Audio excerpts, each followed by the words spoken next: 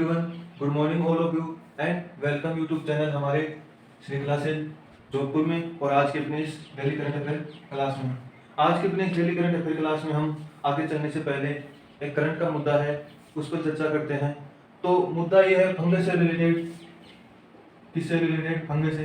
तो हमारे देश में पहला मामला आया वो आया ब्लैक फंगस का। किसका आया? ब्लैक फंगस का। फिर दूसरा मामला आया व्हाइट फंगस का, वो इससे भी खतरनाक था। फिर तीसरा मामला आया येलो फंगस का, जो इन दोनों से ही खतरनाक था। तो पहले ब्लैक फंगस, फिर व्हाइट फंगस, फिर येलो फंगस। अब एक चौथा मुद्दा और बन रहा है, वो है हमारे मध्य प्रदेश के इंदौर शहर से। तो मध्य प्रदेश के इंदौर शहर से इन तीनों फंगस के आने के बाद पहला मामला देखा गया मध्य प्रदेश के इंदौर शहर से, वो देखा गया है ग्रीन फंगस का। तो पहले आया ब्लैक, फिर व्हाइट, फिर येलो, और अब मध्य प्रदेश के इंदौर से पहला मामला आया है ग्रीन फंगस का। तो हम आपसे बस इतना ही कहना चाहेंगे कि घर पर रहिए, अगर बाहर जाएं किसी काम के लिए तो मास्क लगाकर जाएं और अपना ख्याल रखें, सुरक्षित रहें। अब शुरू करते हैं आज की अपनी क्लास। और आज की क्लास का अपना पहला क्वेश्चन है, वो है डे से रिलेटेड। तो वर्ल्ड डे से रिलेटेड पहला क्वेश्चन है, world day to combat desertification and drought. कौन सा दिवस है? World day to combat desertification and drought, अर्थात मरुस्थलीकरण और सूखे से निपटने के लिए यह दिवस मनाया जाता है। अर्थात मरुस्थलीकरण और सूखे से मुकाबले के लिए विश्व दिवस कब मनाया जाता है? तो यह दिवस मनाया जाता है 17 जून को।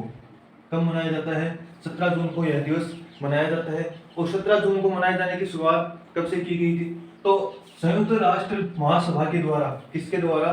संयुक्त राष्ट्र महासभा के द्वारा 30 जनवरी 1995 में घोषणा की गई कि 17 जून को world day to combat desertification and drought दिवस मनाया जाएगा। 30 जनवरी 1995 को घोषणा की गई और इसी साल 17 जून को यह दिवस मनाया जाने लगा, अर्थात यह दिवस 1995 से मनाया जा रहा है।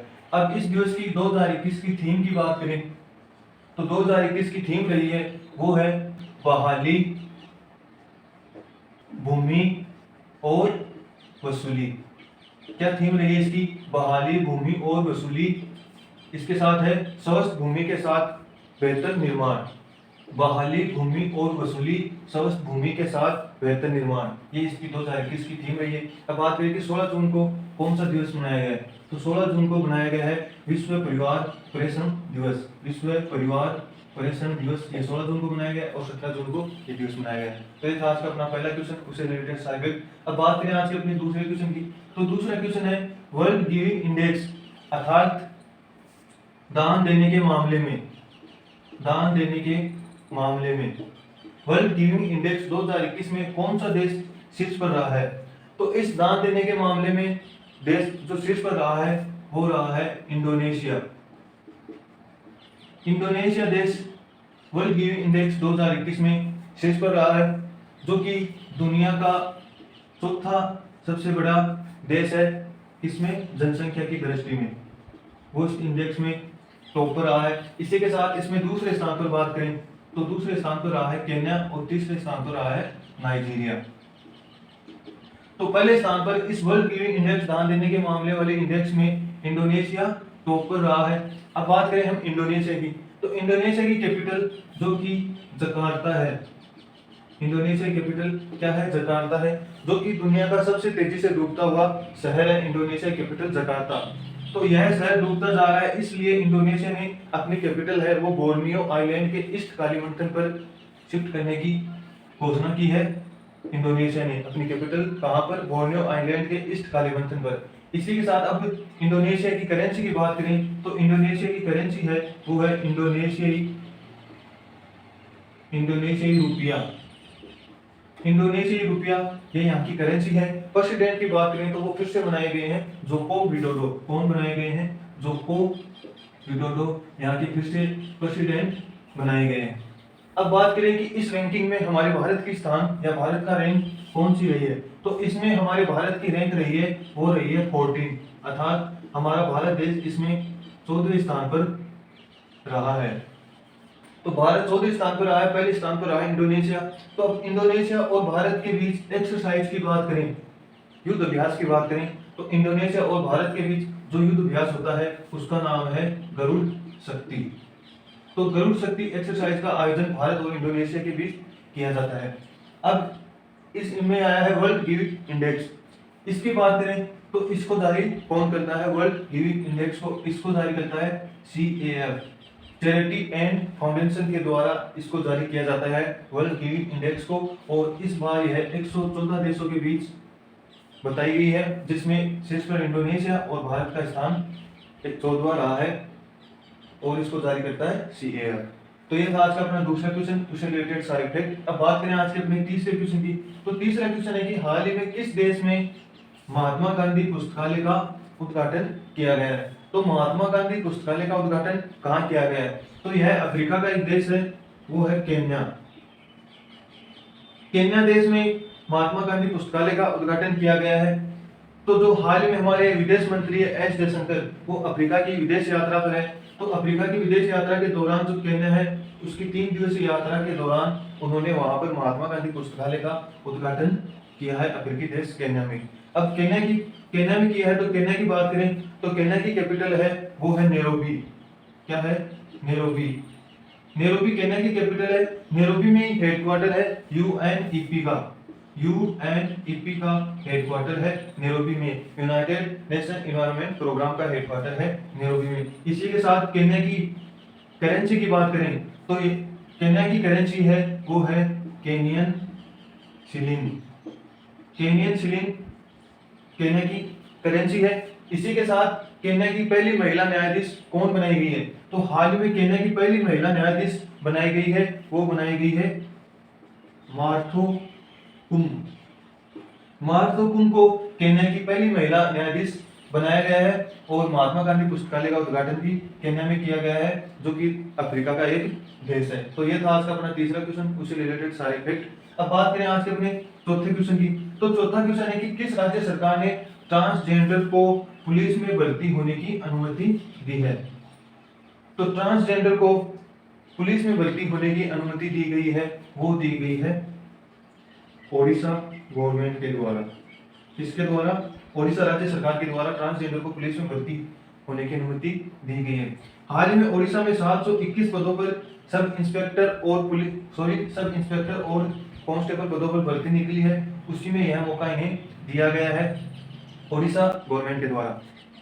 इस प्रकार हम ट्रांसजेंडर के बारे में देखें तो हमारी केंद्र सरकार और राज्य सरकार अपने स्तर पर अलग अलग प्रयास कर रही है। इसी प्रकार जो असम राज्य है उसने जो लोक सेवा आयोग की परीक्षा या भर्ती है उसमें भी पहली बार इन्हें शामिल किया है, हाल ही में लोक सेवा आयोग की परीक्षा में। इसी के साथ जो यूपी का मेरठ शहर है, उत्तर प्रदेश का मेरठ शहर है, उसमें भारत की पहली ट्रांसजेंडर यूनिवर्सिटी स्थापित की जाएगी उत्तर प्रदेश के मेरठ में। अब ट्रांसजेंडर को पुलिस में भर्ती होने की अनुमति दी है ओडिशा ने। तो ओडिशा की बात करें तो ओडिशा की कैपिटल है वो है भुवनेश्वर। ओडिशा की कैपिटल है। मुख्यमंत्री की बात करें तो ओडिशा के मुख्यमंत्री है नवीन पटनायक। इसी के साथ ओडिशा की गवर्नर राज्यपाल की बात करें तो वो है गणेशी लाल। ओडिशा जो कि अमृत रैंकिंग में टॉप पर रहा है हाल ही में। इसी के साथ ओडिशा के नेशनल पार्क की बात करें तो ओडिशा में पीलीभीत नेशनल पार्क है, पीलीभीत नेशनल पार्क है, और दूसरा शिमलीपाल नेशनल पार्क। ये दोनों नेशनल पार्क भी ओडिशा में, पीलीभीत और शिमलीपाल। और ओडिशा हाल ही में अमृत रैंकिंग पर टॉप में रहा है। और ओडिशा में जो 2023 का हॉकी वर्ल्ड कप है, 2023 का मेन हॉकी वर्ल्ड कप है, उसका आयोजन भी ओडिशा में ही किया जाएगा। तो ये था आज का अपना चौथा क्वेश्चन, उससे रिलेटेड सारे फैक्ट। अब बात करें आज के अपने पांचवें क्वेश्चन की, तो पांचवा क्वेश्चन है किसने और किस आईआईटी के प्रोफेसर ने ब्लास्ट रेसिस्टेंट हेलमेट के लिए, किसके लिए? ब्लास्ट रेसिस्टेंट हेलमेट के लिए, जिसकी इमेज आप देख सकते हैं हेलमेट के लिए। तो इस हेलमेट के लिए एनएसडी अवार्ड इन्होंने जीता है। तो अब बात करें कि यह अवार्ड किसने जीता है, तो आईआईटी कानपुर के प्रोफेसर हैं। कौन है? आईआईटी कानपुर के प्रोफेसर है शैलेश गोविंद गणफुले, जिनकी इमेज आप देख सकते हैं। तो आईआईटी कानपुर के प्रोफेसर है शैलेश गोविंद गणफुले। इन्होंने एनएसडी अवार्ड जीता है ब्लास्ट रेसिस्टेंट हेलमेट के लिए। अब एनएसडी अवार्ड, तो एनएसडी काउंटर आईईडी और काउंटर टेररिज्म इनोवेटर अवार्ड, इस अवार्ड का पूरा नाम है काउंटर आईईडी और काउंटर टेररिज्म इनोवेटर अवार्ड, जो कि एनएसजी नेशनल सिक्योरिटी गार्ड के द्वारा दिया जाता है और वो दिया गया है आईआईटी कानपुर के प्रोफेसर है शैलेश गोविंद गणफुले को। तो ये था आज का अपना 5वां क्वेश्चन। और अब बात करें आज के अपने अंतिम क्वेश्चन की, तो वो है कि हाल ही में डब्ल्यूएचओ के तकनीकी सलाहकार समूह के मानद सदस्य के रूप में किसे चुना गया है या कौन बने हैं। तो डब्ल्यूएचओ वर्ल्ड हेल्थ ऑर्गेनाइजेशन के तकनीकी सलाहकार समूह के मानद सदस्य के रूप में बने हैं, वो बने हैं आईआईटी रुड़की के प्रोफेसर हैं। आईआईटी रुड़की के प्रोफेसर हैं, उनका नाम है प्रोफेसर मुकेश शर्मा। तो प्रोफेसर मुकेश शर्मा को, जो कि आईआईटी रुड़की से हैं, उनको डब्ल्यूएचओ की तकनीकी सलाहकार समूह के मानद सदस्य के रूप में चुना गया है। अब बात करें हम डब्ल्यूएचओ की, तो डब्ल्यूएचओ जिसकी full form world health organisation विश्व स्वास्थ्य संगठन होती है, इसकी स्थापना 7 अप्रैल 1948 को हुई थी। कब हुई थी? 7 अप्रैल 1948 को। इसी के साथ 7 अप्रैल को हम विश्व स्वास्थ्य दिवस भी मनाते हैं। इसके हेडक्वार्टर की बात करें तो वो है जिनेवा, स्विट्जरलैंड में इसका हेडक्वार्टर है डब्ल्यूएचओ का। इसी के साथ जो डब्ल्यूएचओ की कार्यकारी परिषद की बोर्ड है, उसके अध्यक्ष हाल में बनाए गए हैं, जो केन्या का स्वास्थ्य मंत्रालय है, उसके डायरेक्टर जनरल कौन बनाए गए हैं? डब्ल्यूएचओ के कार्यकारी बोर्ड के अध्यक्ष बनाए गए हैं केन्या के स्वास्थ्य मंत्रालय के डायरेक्टर जनरल पैट्रिक एमोट। तो पैट्रिक एमोट को डब्ल्यूएचओ की कार्यकारी बोर्ड परिषद के अध्यक्ष के रूप में बनाया गया है, जिन्होंने स्थान लिया है डॉक्टर हर्षवर्धन श्रृंखला का। किसका स्थान लिया है? डॉक्टर हर्षवर्धन श्रृंखला का। तो ये थी आज की अपनी डेली करंट अफेयर की क्लास। उम्मीद करते हैं आपको बेहतर समझ में आई होगी। अब बात करें आज के अपने क्वेश्चन ऑफ द डे की, तो आज का अपना क्वेश्चन, अभ्यास का क्वेश्चन वो रहा है कि हाल ही में मई 2021 के लिए ICC player of the month, यह अवार्ड किसने जीता है? मई 2021 के लिए ICC player of the month. इसका फीमेल और मेल कैटेगरी में दोनों का आंसर आप कमेंट बॉक्स में कमेंट करके बताएं। अगर आप इस चैनल पर नए हैं तो चैनल को सब्सक्राइब करना न भूलें। आज के लिए थैंक यू, मिलते हैं अपनी नेक्स्ट क्लास में।